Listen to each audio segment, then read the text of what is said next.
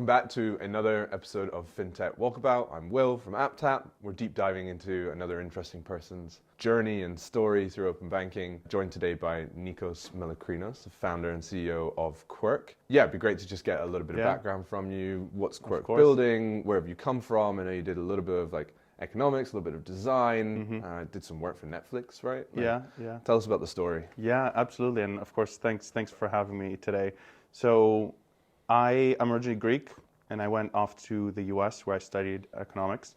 And I think I always thought I was going to be like a banker, probably because, I don't know, early 20s, 2010s, that was the cool thing to do. But it's interesting how this unraveled post 2008. During my time in the summers, I interned at a hedge fund, I interned at a bank, kind of as an economist, and really got a sense for the culture. And I don't know, it didn't really fully feel for me. And I think things that interested me most was income inequality, people's relationship with money, the kind of more like anthropological aspect of it. Sure. And thought I could have more of an impact through tech. And so over time, I started, delving into entrepreneurship at university. And then after I graduated, I just kind of took a one-way flight to San Francisco. I was like, that's where tech is happening. Yeah. I slept at a friend's couch for 2 months. She was at Google at the time, and I was just interviewing around at startups, and got my start at a legal tech startup over in SF. And I think just the experience of seeing really high growth of a company was just really, really exciting. Yeah. And just seeing product being built and kind of being the kind of number one, exactly, and doing a bit of everything. And I think where the design side of things came from me is I saw startups as having two functions, like sales and product initially, and I didn't fully see myself as a salesperson. I was much more interested in product, with a combination of just seeing design-led companies, the Airbnbs of the world, just having such an edge. Yeah. And so when our company got acquired and we got a nice little kind of payout from that, I was like, okay, let me go back to school, did a design degree, and happened to meet my co-founder there, with which we started Quirk together. London. This was in London, yeah. This was in London at the Royal College of Art. And I think we bonded over kind of shared experiences with our own financial education. Yeah. I had the experience of being more of an insider, having worked in the finance field and being very in touch with apps and investing early on.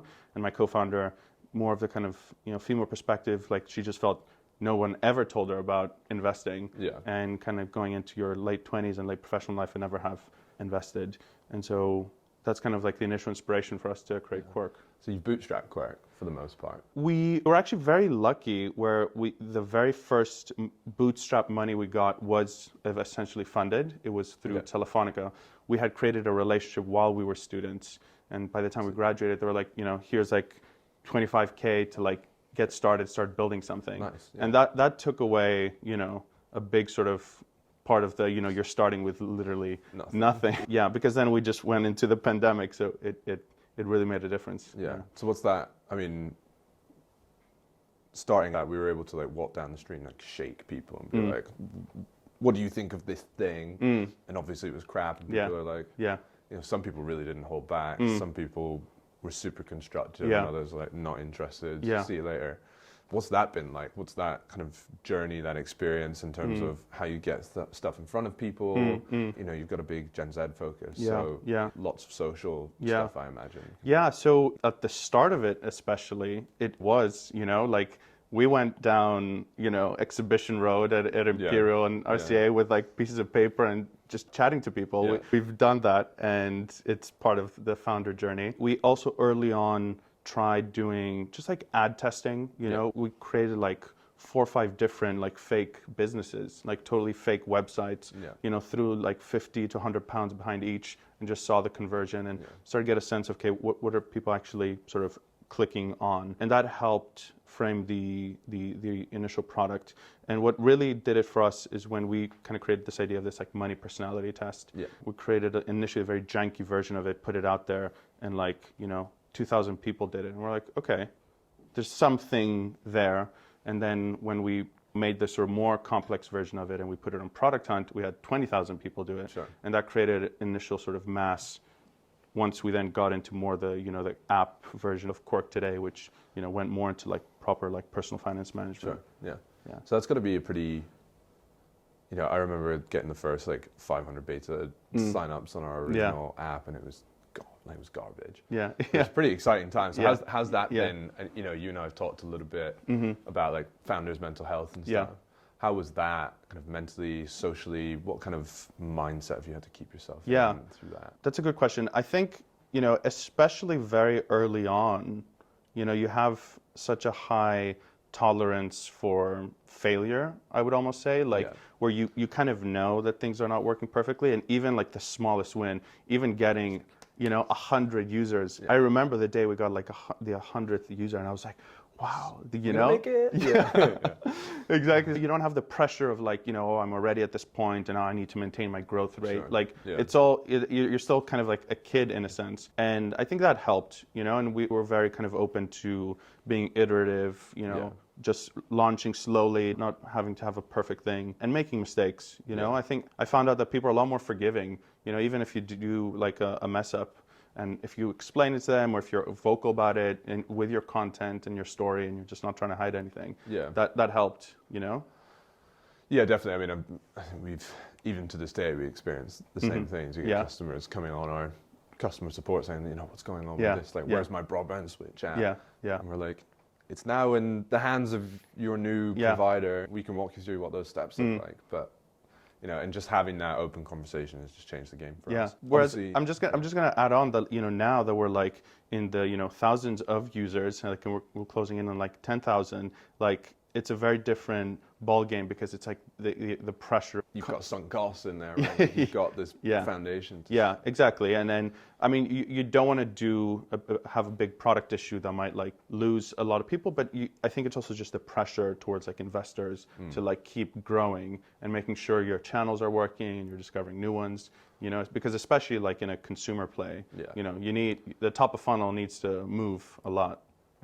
Constantly. It's a moving target. So obviously both of our businesses are built off the back of open banking and centered around personal financial management. Seen this big transition into away from screen scraping into API led. Kind of how did that influence your decision in starting Quirk itself? Yeah, just the idea that open banking was happening and it was just opening the world of transactional and financial data was very exciting because, I had seen while I was living in the US how through screen scraping, like the companies like Mint.com, for example, really brought a great proposition to market that a lot of people loved. And so I thought that what was happening with open banking is super cool because it now gives the ability to just, innovate away from the banks because, banks app is terrible. It gives you nothing. And so I thought it was a great opportunity to use our background in tech and design to really do more with that data, whether open banking has some issues around how that actually executes for sure, but still, it was a step that meant, okay, we can now actually do something. Sure. So that, you say do something, that could probably mean just about anything in open banking, whether that's account information services, data analytics, there's payment initiation services, there's open finance as a concept. Could you talk to us a little bit how those concepts, those technical structures, the regulatory requirements kind of intersect for you? Yeah. So, I think it's good that as far as like, what open banking means today is your current account basically and your credit cards, right? In the plainest terms. Sure. Like what kind of accounts you can connect with. The data component means you're just getting transactional data. We've been based off that primarily, and what I like about it a lot is that we can tell users, hey, we're plugging into your account, but we can't move money around. And just, because obviously a lot of people struggle with the idea of like giving access to their account. They don't know what it means. But being able to say like, hey, we can't move money around makes a big difference for the sense of like trust and safety. Then the next component of payments, because it lives separately, allows to do the one-offs or whatnot. And then open finance, I look at it as all the same thing. We're calling it open finance, but it's open data in financial services. So the sooner all these other services get incorporated into what the open banking has created, the better. I know it's from a regulatory point of view, it's going to take time, But at least for us to be able to operate, there's a lot in the industry of like using other people's licenses to get you to market. Yeah. And that was our approach, and sure, that works well so far. So the longer term, building payments in, is that like a... Yeah, definitely. We're now chatting to our provider, and we're looking at adding payments, because I think it's interesting as well with like the sweeping use case, like how someone might be able to pay off their credit card through our app and start doing more things. And you're adding more value, creating less of a need to go into your banking app, spend more time at Quirk, do more of everything. And also just automate. We can be like, hey, your credit card, balance is due. You need to pay it so you don't pay X amount of interest. We can create those types of experiences, which are huge. I think obviously the big problem with financial services has been, the lack of knowledge on the user's part, and potentially financial services prying on that lack of knowledge. Sure. And so the more we can expose information and actionable information, the better. Okay. So we had Alex Barkley in the other day from HSBC Ventures, to be specific. Yeah. But he's talking about how large financial institutions could become this like gateway for other products and services and these actionable items. What do you think sets something like Quirk aside? Is it this element of being once removed from being a bank and being able to kind of manage all of these different things, or kind of what's the thinking in that? Because the term super app gets thrown around a lot. Yes. I think user experience and language matters so much in the world of financial services. And what's interesting is because there are these like building blocks of financial services, but now there's all these APIs, and so you can kind of operate in this layer where you're using Lego pieces from others. And so how you deliver it and what the UX is becomes almost the most important in a way, because the underlying is interchangeable. Like the investing capabilities or lending capabilities are becoming commoditized. So I think for us, that's where we have a huge edge, by bringing a design-first approach and speaking the language of our users, right? In terms of like tone of voice, like how we approach them, which I think already, the neobanks did in a good way, but it kind of goes, more. But they hit a critical mass, right? And to your point earlier about the ability to take risk after a certain scale. Yeah, exactly. Are they going to be able to continue doing that? Yeah. And, I'd be keen to get your take on kind of how you feel banks have responded to this mandate, because you're using, alluded to it earlier, touched on it a little bit, you're using things like behavioral science or cohort analysis, or this was it the financial profile of your customer to shape your proposition. How do you think all that kind of melds together? So, I mean, a few things. How have banks responded to the mandate? Poorly, for the most part. We've had a couple of bankers and and others, I think, would beg to differ, but go on. Yeah, I mean, I can understand from their perspective with the limitations of their organization. They've done a good work, but you have the limitations of their organization. It took how long to sort of deliver the APIs and things getting pushed back and downtimes and whatnot. I think, one of the probably main issues of this technology is that it's effectively kind of, chaperoned from the non-tech institutions. Sure. So, there's a bit of a mismatch there where, like you want to innovate, but you're kind of contingent upon a bank and a regulator, setting the foundation for you. I think that's the tricky bit. It's a bit ironic. Yeah. It is. It totally is. And I have some more thoughts on that. I think we'll get into it. As far as for us, we combine financial data, we do the personality test, so we have like more personality data and then actual behavioral data in the app. And we try to combine all those together in terms of how we deliver insights or how we recommend like an action. Sure. And it's interesting how that now is, I think, going also into the world of credit increasingly. Sure. Just purely open banking data to give you access to credit. I think now also behavioral data giving access to credit. So I think it's interesting how that develops over time. Just totally makes sense. Yeah. I mean, we saw Apple, obviously. Buying Buying Credit Kudos. Yes, Credit Kudos. that for me is just a no-brainer. Like we speak to merchants all the time, and we're saying, I know that Will Billingsley's paying his energy bill every month on time. You heard me.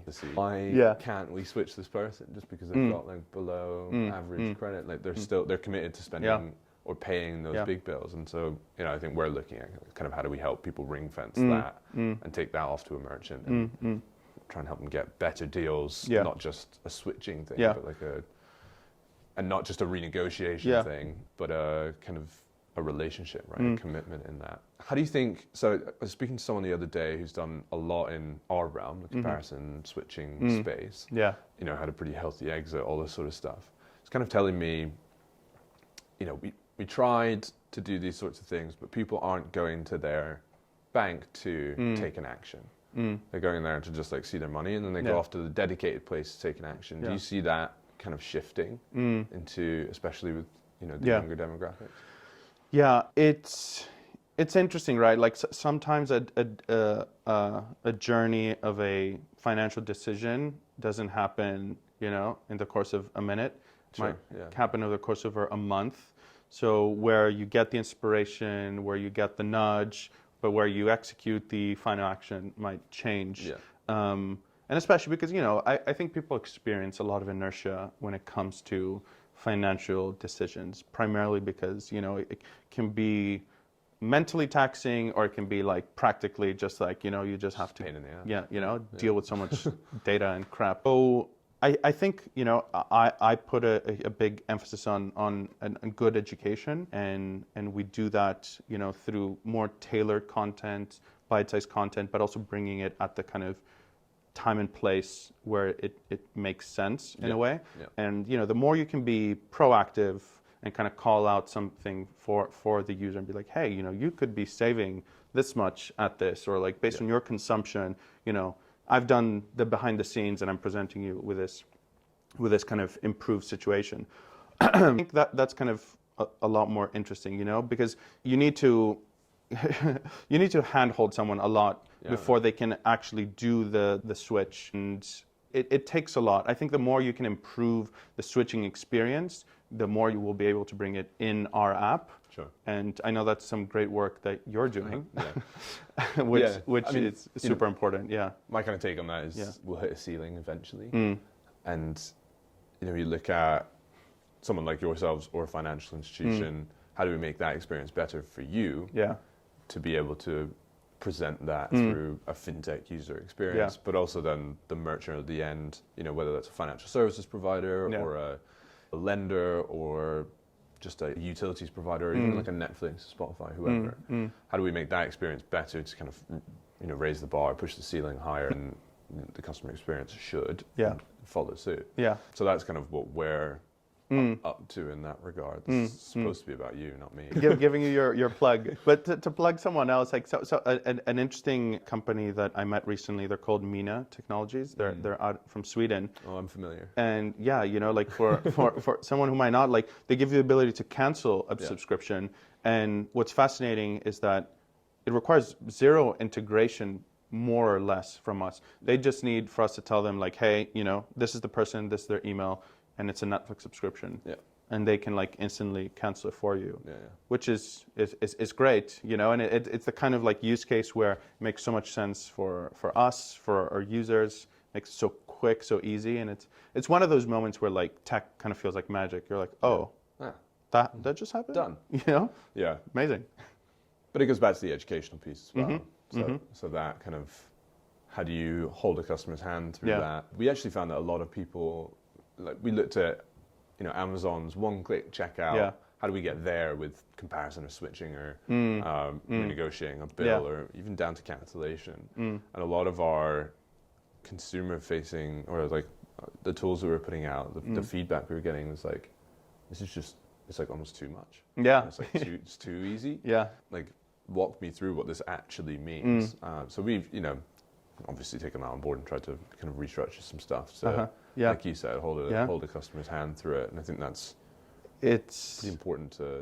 It's your educational piece. Exactly, but also this experiential part of finances. I always liken it to how airline or kayak.com, where they do flight comparison, they had to add fake loading time to the results because otherwise too quick, and people are like, oh, I'm not getting the best deal. This was versus like they just have the database, they have the data available. Yeah, it's just an Excel spreadsheet. Yeah. And so we've seen some interesting dynamics, like this a little bit towards like future looking, but I'm considering some propositions around like DeFi and crypto. Yeah. And people are getting really high yields over there. But what's interesting is that once you start kind of trying to explain it to like someone who's not crypto native, sure. When you tell them like, oh, you can get like 10-15% by staking or lending your stable coins, they're gonna be like, that's a scam. Yeah.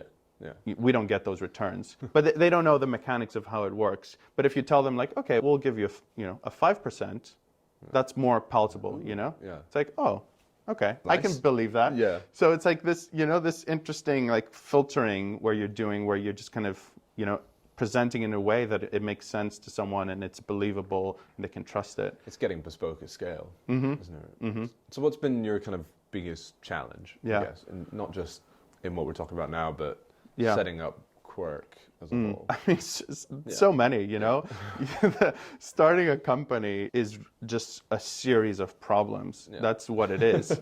And so it's all about, what is your willingness to face and overcome those problems. I think that's kind of what might end up make you successful for some of the part. I had a lot of issues around fundraising. We started this at the very start of the pandemic, Investors were not talking to super early stage, high risk businesses. And similarly now with how the investing landscape has changed again, it's made fundraising tricky. In addition, I think things like, product can be a lot trickier than you expect. Like things break all the time. And especially when for consumer, I think the kind of baseline of what the experience needs to be is a lot higher. So I think that's a component where like we have really high standards, and so you want to make sure it's just like the loading is incredible, like everything is like showing up right. Yeah. You're presenting the transaction data, you're analyzing it in the right way.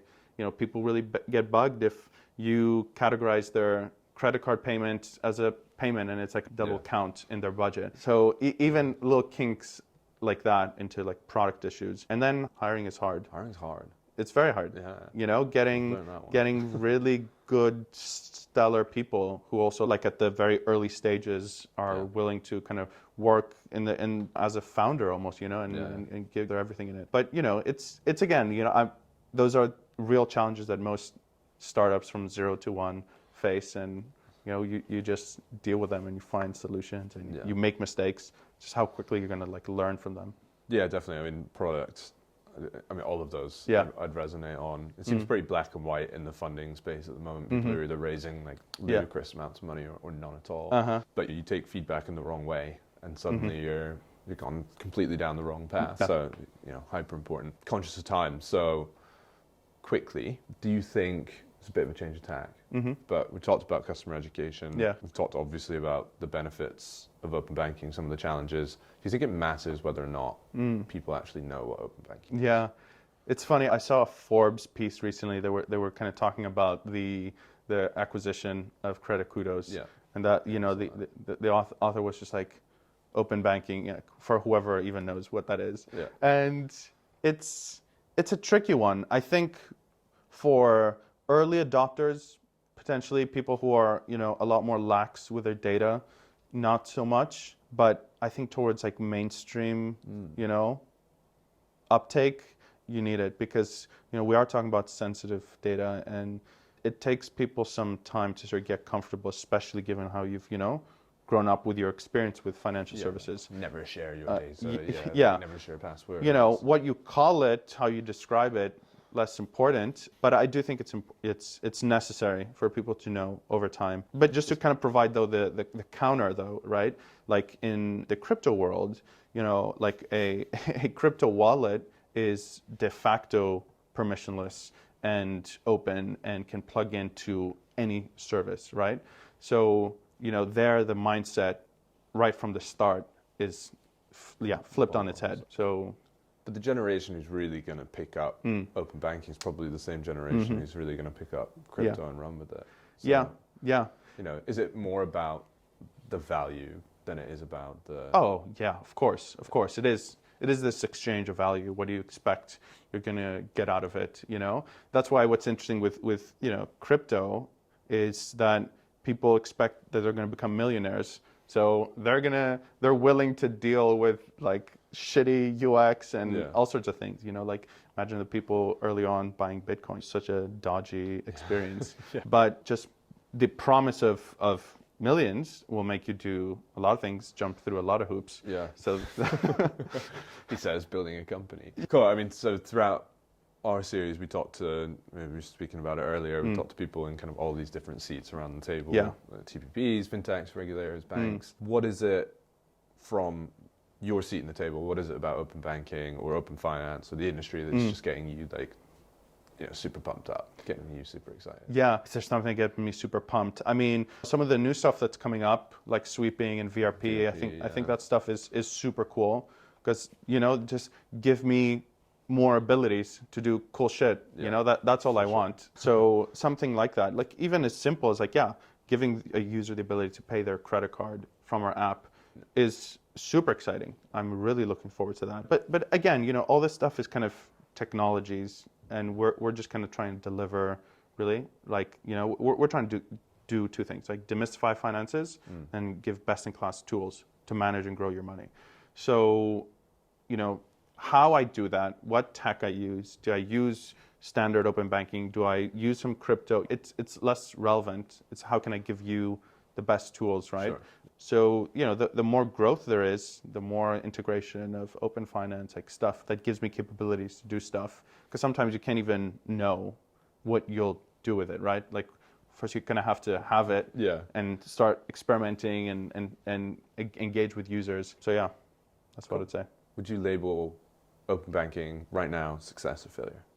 Yeah, it's a success. It's a success. Like, you know, in the UK, they pioneered it, you know, and they've kind of caused a push globally for it. You know, does it have a shit ton of problems? Yeah, but it's we'll get there. Yeah, it's been a success, I would say. Yeah. You know, we got some pushback. Had someone in from I think it was UK Finance. Yeah. Just saying like banks have spent like billions on this.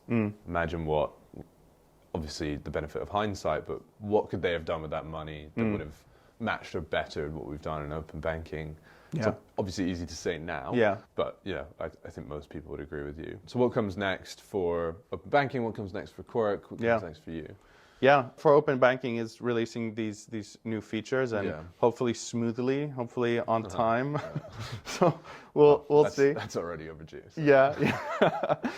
As far as us, I'm super excited for the kind of new set of features we're working on. I sort of have hinted a little bit at some of our, you know, kind of crypto-led products that we're getting into, which again is just towards giving users the best tool, regardless of the tech behind it. But also what I'm most excited about is being a bit of a bridge between, you know, crypto, but also like the non-native crypto people and giving them some of the benefits from all the innovation that's happening there. Amazing. So there's super app. Super app. Sounds like a super app to me. It quacks like a super app. It talks like a super app. Yeah, exactly. Cool. So where can we find you if people want to reach out or check out Quirk? Yeah. So I mean, our website is quirk.money. Go check out the website. Take the money personality test. You can download the app as well, and also check us out on TikTok as well. Quirk Money. We do a lot of great fun content on TikTok. We're having a blast with it, and so it's been good fun. Have to check it out. Yeah. Cool. Well, Nikos, a pleasure. Yeah. Thank you for joining. Thanks for coming down. Good to see you again. Yeah, thanks for having me. And thank you everyone for joining us on this week's FinTech Walkabout. We'll see you next time. Cool.